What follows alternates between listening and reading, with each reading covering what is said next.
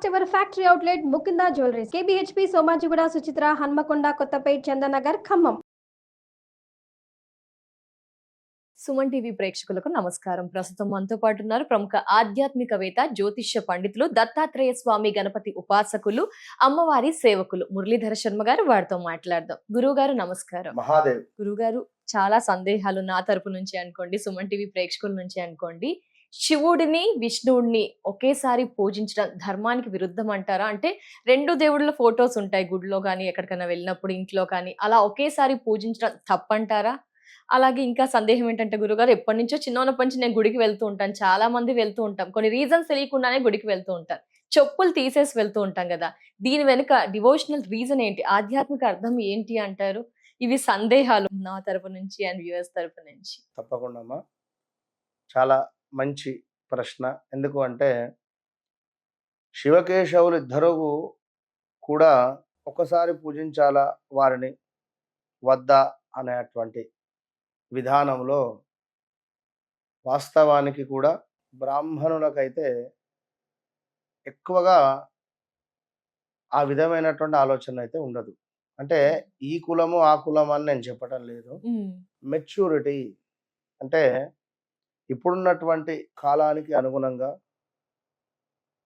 మన వెంకటేశ్వర స్వామి దేవాలయాలలో బ్రాహ్మణులు ఉన్నారు, యాదాద్రి లక్ష్మీ నరసింహస్వామి దేవస్థానంలో కూడా బ్రాహ్మణులను చూస్తూ ఉంటాం. అంటే ఇక్కడ అడ్డబొట్టు నిలువు బొట్టు ఇది ఎక్కువగా ప్రశ్న. ఇందులో వైష్ణవుల్లో కొందరు యజ్ఞోపవీతం ధరించేటువంటి వారు ఉన్నారు, ధరించని వారు ఉన్నారు. అంటే ఇక్కడ దాన్ని బట్టి బ్రాహ్మణులలో ఏమిటి అంటే, ఇక్కడ బ్రాహ్మణులు అంటే వారు తప్పకుండా కూడా నిత్యము అనుష్ఠానం చేసుకునేటువంటి వారు. లైక్ ఈ విధంగా మనకు గాయత్రి అనేటువంటిది ఉంటుంది. ఓకే, ఈ గాయత్రి ఏదైతే ఉంటుందో వారు బ్రాహ్మణులు, నిత్యము అనుష్ఠానం చేసుకునేటువంటి వారు. ఈ గాయత్రి లేకుండా ఉండేటువంటి వారు దోతులు కట్టుకొని దేవాలయాలలోకి వెళ్ళి గర్భగుడిలోకి వెళ్ళి పూజలకు మాత్రం పనికిరాదు. వీరు ఏమిటి అంటే అంటే సాక్షాత్తు పరమేశ్వరుడు బ్రాహ్మణుడు ఏం కాదు.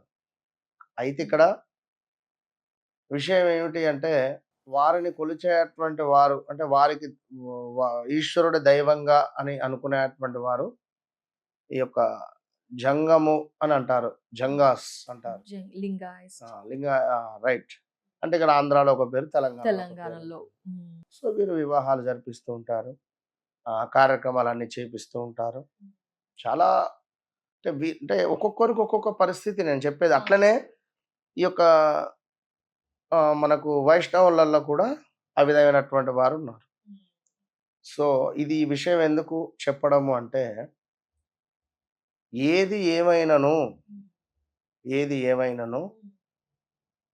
సాక్షాత్తు నారాయణుడు ఓం నమ శివాయ, ఓం నమ శివాయ, ఓం నమ శివాయ అనేటువంటి మంత్రాన్ని చదువుతూ ఉంటాడు నారాయణుడు. మరి ఈశ్వరుడు ఏం చేస్తుంటాడయ్యా అంటే, ఓం నారాయణాయ నమః, ఓం నారాయణాయ నమః. నిత్యము ఇద్దరు ఇదే జపంలో ఉంటారు. ఇది సత్యము. దీనికి సంబంధించి వారి యొక్క పత్ని గాని వీరి యొక్క పత్ని గాని ఆ యొక్క నారదునితో టెస్టుకు పంపించింది. ఎప్పుడు చూసినా కూడా వీరు జపంలోనే ఉంటున్నారు, నా బొంద ఏం చేస్తారు వీరు, అసలు ఏం జపం చేస్తున్నారు, ఇల్లు అనేటువంటిది కానీ లేదా సంసారం అనేటువంటిది కానీ ఏది విడిచిపెట్టేసి చక్కగా ఏదో కూర్చొని జపంలోనే ఉంటున్నారు, అసలు ఏం జపం చేస్తున్నారు, నువ్వు కనుక్కొని రా అని చెప్పి నారదునికి కబురు పెడితే, నారదుడు వెళ్ళి మన ఈశ్వరుని దగ్గర కూర్చుంటాడు. స్వామి గిట్లా ఉన్నది నా పరిస్థితి, నడి మధ్యలో పోకవక్కలాగా నేను చిక్కుకొని పోయా, ఏమిటి అంటే ఆ మంత్రం ఏమిటి చెప్పండి అని అడిగితే, అప్పుడు నారాయణాయ నమః, ఓం నారాయణాయ నమః అని ఈశ్వరుడు జపం చేస్తాడు. అప్పుడు ఆయన షాక్, అదేమిటి మీరే కదా లోకాలకు బిగ్ బాస్, మీరు ఓం నారాయణాయ నమః అనే మంత్రాన్ని ఎందుకు చేస్తున్నారు అని ఈ యొక్క నారదుడు అడుగుతాడు. మళ్ళీ ఇదే ప్రశ్న ఇటు వెళ్తాడు విష్ణుమూర్తి దగ్గరికి వెళ్ళి, విష్ణుమూర్తి దగ్గరికి వెళ్ళేసరికి మీరేం జపం చేస్తున్నారు తండ్రి అంటే, ఓం నమ శివాయ. అంటే వారికే లేదు భేదం, మనము సృష్టించుకున్నటువంటిది ఇది. ఇద్దరిని ఒకసారి పూజించుకుంటారా, ఇద్దరు ఒకటే అని పూజించుకుంటారా? కానీ నేను నా కల్లారా నేను చూశాను, పీఠాధిపతులు కావచ్చును వారెవరో ఒకానొక సందర్భంలో ఈ యొక్క వైష్ణవ పీఠాధిపతి ఇటు ఈశ్వరుని క్షేత్రము, అటు పక్కన రాముని క్షేత్రం ఉంది. 2 గేట్లు ఉన్నవి, అంటే 2 ఇటు నుండి ఎంట్రన్స్, ఇటు అటు ఇన్ను ఇటు అవుట్ అన్నట్టుగా. ఓకే, వీరు కేవలం ఈ గేట్ బంద్ చేయండి, గేట్ క్లోజ్ చేయండి అంటే, ఒకటి చిన్న గేటు ఒకటి పెద్ద గేటు. ఓకే గురుగారు. చిన్న గేట్ అనేటువంటిది క్లోజ్ చేసి పెట్టారు, పెద్ద గేట్ ఓపెన్ చేసి పెట్టారు. సో ఈ పెద్ద గేటు ముందు ఈ శివాలయం ఉంది, ఆ పక్కన రామాలయం ఉంది. ఈ వచ్చినటువంటి అతను ఏదో ఇటు లోపలికి రండి స్వామి అంటే, ఆ గేట్ తీస్తేనే నేను అటు వచ్చి అటు నుంచి అటు వెళ్ళిపోతా అంటాడు. సో రామునిక దర్వాజా కోలో మే వాహసే ఆత అని చెప్పి అన్నాడు. నేను విన్నా, నేను అక్కడే ఉన్నా ఆ సందర్భంలో. ఇదేమిటి అనుకున్నా, ఇది 2013, 14, 15లో జరిగింది సుమారుగా. సరే అని చెప్పి అనుకున్నాము. ఇక దాని తర్వాత ఏం జరిగిందో ఇక నాకు మనసు బాధ అనిపించి అక్కడి నుంచి వెళ్ళిపోయింది. ఎందుకంటే ఇప్పుడు మనము కొన్ని సందర్భాలలో ఎదుటి వ్యక్తి మనసును చూసుకోవాలి. మనం ఏం చేస్తున్నాము, ధర్మో రక్షిత రక్షిత, మనం ధర్మాన్ని కాపాడాలి అనేటువంటిది మనం అర్థం చేసుకోవాలి. మనము ఒక మనిషి యొక్క మనసులో ఒక క్వశ్చన్ మనం రైజ్ చేయొద్దు, అంటే రైజ్ చేసే విధంగా మనం చేయకూడదు. అదే విధంగా వానికి ఒక కొత్త డౌట్ అనేది మనం క్రియేట్ చేయొద్దు. ఇది కొత్త డౌట్ నాకు క్రియేట్ చేసినట్టే ఆ వ్యక్తి వల్ల. ఆ రోజు అవును అదే జరిగింది. రెండో విషయం ఏమిటి, మనం చెప్పే విషయము ఎప్పుడైనా ఎదుటి వారికి ఒక మన ఇన్స్పైర్ గా ఉండాలి. ఒక అద్భుతాన్ని మనం చెప్పే విషయం చెప్పాలి, కానీ ఏదో గబ్బు విషయాలు చెప్తే అది పనికిరాని విషయం, అది తప్పు ముచ్చట.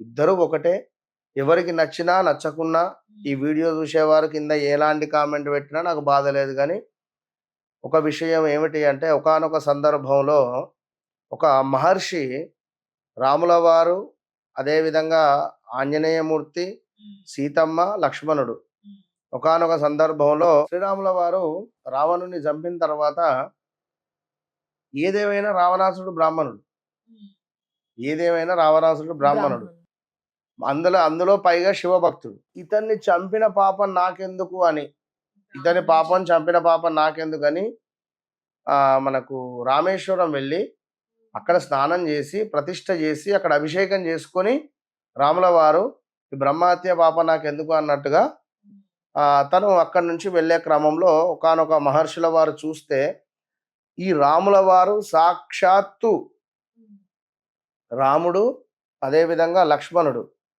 ఇద్దరు కలిస్తే సాక్షాత్తు ఈశ్వరుని రూపకంగా, సాక్షాత్తు ఈశ్వరుని రూపకంగా, అదేవిధంగా ఆ యొక్క సీత అమ్మవారు త్రిశూలం రూపకంగా, సాక్షాత్తు ఆంజనేయుడు నంది రూపకంగా దర్శనమిస్తారట ఈ మహర్షులకు.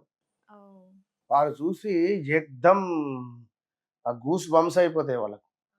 ఇదేమిటి రాముల వారు అంటే సాక్షాత్తు ఈశ్వర రూపకంగా దర్శనమిచ్చారు వారికి అక్కడ. అంటే అది వట్టి విషయం కాదు. కనుక అందరూ సమానమే, అందరూ ఒక్కటే. మన మధ్యలో భేదం మనం మన ఈగో ఫీలింగ్ కోసం కానీ మనం యాక్సెప్ట్ చేయొద్దు అనేటువంటిది, అంతే తప్ప మరొకటి లేదు. 100కు 100% ఇద్దరిని ఒకసారి పూజించవచ్చు, ఇద్దరి ఫోటోలు పక్కన పెట్టుకోవచ్చును. ఒకసారి అంటే ఇప్పుడు ఎవరి మంత్రం వారికి. పప్పు ఉన్నది, టమాటా పచ్చడి ఉన్నది, ఏదో ఒక కర్రీ ఉంది, అక్కడ అన్ని కలుపుకొని అయితే తినలేం కదా. ఏదో ఒకటి తింటాం, తర్వాత మరొకటి తింటాం. ముందు రామునికి పూజ చేసుకుంటావా చేసుకో, ముందు ఆ శంకరునికి పూజ చేసుకుంటావా చేసుకో, వెంకటేశ్వర స్వామి చేసుకుంటావా చేసుకో. నీ మనసు నీ మనసు ఏది చేస్తే తృప్తి అవుతుందో అది చేసుకో. నేను ఇది చేస్తేనే తృప్తి అని ఒకటి ఫిక్స్ అయిపోతే మీ ఇష్టం. కనుక అలా చేసుకుంటే అద్భుతమైన ఫలితం ఉంటుంది. ఇక చెప్పులు అనేటువంటివి ఎప్పుడైనా మనకు ఉండేటువంటి నెగిటివిటీ మొత్తం చెప్పులతోనే అంటుకొని ఉంటుంది. రకరకాలైనటువంటి ప్లేస్లోకి వెళ్తాము, తిరుగుతాము, వస్తాము, చెప్పులు కానీ షూస్ కానీ, వీటిని గేటు బయట విడిచి చక్కగా పాద ప్రక్ష అంటే కాళ్ళు కడుక్కొని దర్శనానికి వెళ్ళాలి. కొందరు ఇప్పుడే స్నానం చేసిన ఫ్రెష్గా చెప్పులు వేసుకొని గుడి బయట విప్పి కూడా లోపలికి వెళ్తారు. మనం ఇంటి నుండి దేవాలయం వద్దకు వచ్చే క్రమంలో ఎన్ని దాడతాం ఏమో, ఏమైనా ఎవరైనా తిప్పి పారేసి తొక్కుతామో దాడతామో తెలియదు. మన ఇంపాక్ట్ అనేటువంటిది మనతో దేవాలయంలోకి రావద్దు. సో మనకు రావద్దు కనుక కాళ్ళు కడుక్కోవడం అనేటువంటిది సురక్షితము. చెప్పులను కూడా కడుగుతూ ఉండాలి అంతే. ధన్యవాదాలు గురుగారు. నమస్కారం.